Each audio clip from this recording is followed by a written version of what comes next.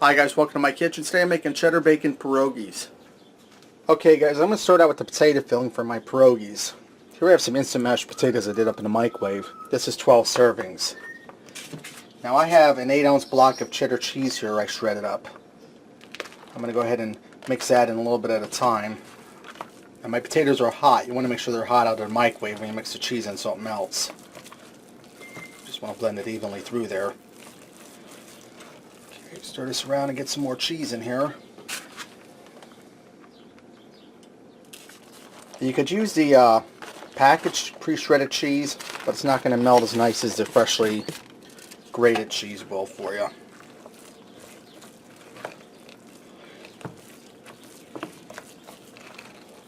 Okay, now that my cheese is melting in there nicely, pretty much just want to evenly distribute it. If it doesn't melt all the way, that's fine. Okay, now that my cheese is all blended through here and it's starting to melt, I have a pound of bacon I baked earlier today in the oven, left it cool, and then I diced it up real fine with my knife. I'm going to go ahead and get that in there. And I have roughly a cup of green onion that I diced up fine. I'm going to get that in there. And you guys, most of you seen my mashed potato ball recipe last week. I said I was going to do pierogies. Well, I decided to do it. And I could have made homemade mashed potatoes, but this here is a little bit of a time-consuming recipe, so I want to cut down as much time as I could. Okay, now that I have these all blended together, I'm just going to let them set aside for just now. Okay, now for the pierogi dough, this is my mom's recipe. It's pretty easy and straightforward. In a large bowl, I'm going to crack 1 egg. I'm going to put in 1 cup of water.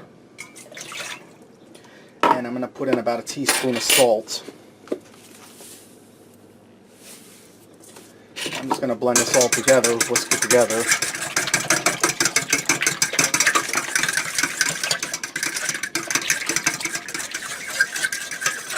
Okay, now that I have this all mixed together, I'm just going to start adding in flour until the dough gets the right consistency. That's roughly about a cup of flour. I know I'm going to need more, but I'm just going to whisk that in there quick. I go for 2 more cups of flour. Not quite full cups, but that's alright. And you just want to stir this together until all your flour absorbs your water and egg mixture, and you reach the right dough consistency you need.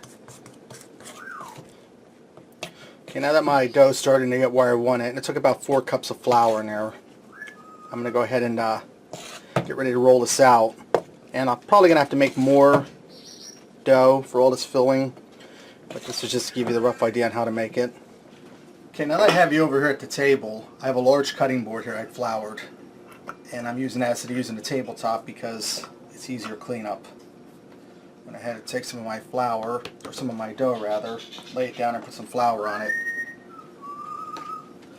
And my bird Dexter, he's in the room there going crazy today. He's just very talkative. Just want to get this coated well with flour. And I'm going to go ahead and roll this out, guys. You don't want to roll it too thin, but you don't want it too thick. That's about good right there, maybe a hair thinner. Okay, now I'm going to take a bowl, and I'm going to go ahead around that and flour it. These are going to be some big pierogies, guys. Just going to cut around the bowl. Okay, there goes our dough. I'm going to finish the rest of my dough, cutting these out, and then I'll bring it back. Okay, now that I have my first batch of dough rolled out, I'm going to show you how I stuff them. Take a little bit of that potato filling. You want to put it like towards the middle. You don't want to overstuff it. I have some water here in a measuring cup. I'm just dipping my finger in and rubbing around the edges of the dough. That's what's going to help seal this shut. Just fold that over and just go around it with a fork. Just pressing down gently, and that's going to seal the edges shut. I'm going to go ahead and finish up the rest of my pierogies. When it's time to put them in boiling water, I'll be back. Okay, now I have my first round of pierogies put together, and I got 6 of them. I have some boiling water here. I'm going to add in some salt. about 2 teaspoons. And I'm going to turn this down a little bit because we don't need it boiling that fast.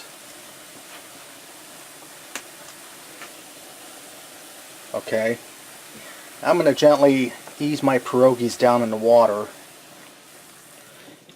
And I don't think I'm going to do all 6 at once because I don't want them to stick together. I'm going to do 3 at a shot.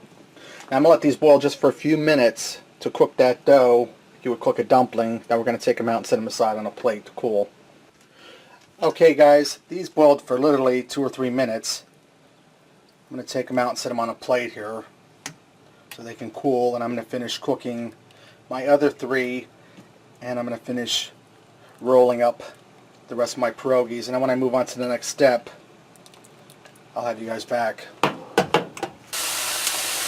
Okay, now that I got my pierogies all done and they're cooked, I have a large skillet here heating up. I'm going to put some olive oil in it.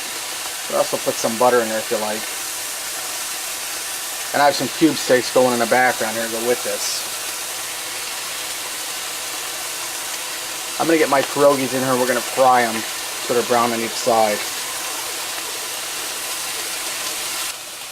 Okay, I'm just going to lay some pierogies in here. And like I said, guys, we got some big ones here. And I'm using a non-stick skillet to make this easier for frying.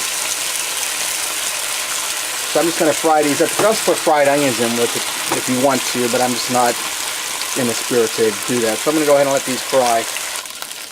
Okay, my pierogies are done frying up. I seasoned them with a little salt and pepper while they were frying.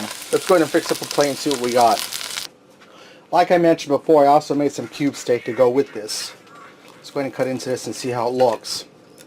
And guys, the ones that I didn't fry up, I just let them cool and put them in freezer bags and froze them. And you can just fry them from frozen.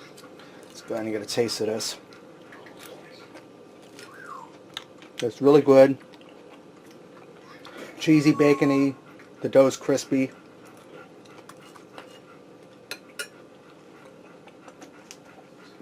Alright, there you have it. Cheddar and bacon pierogies. Give it a try. Thanks for watching, and until next time, I'll see ya.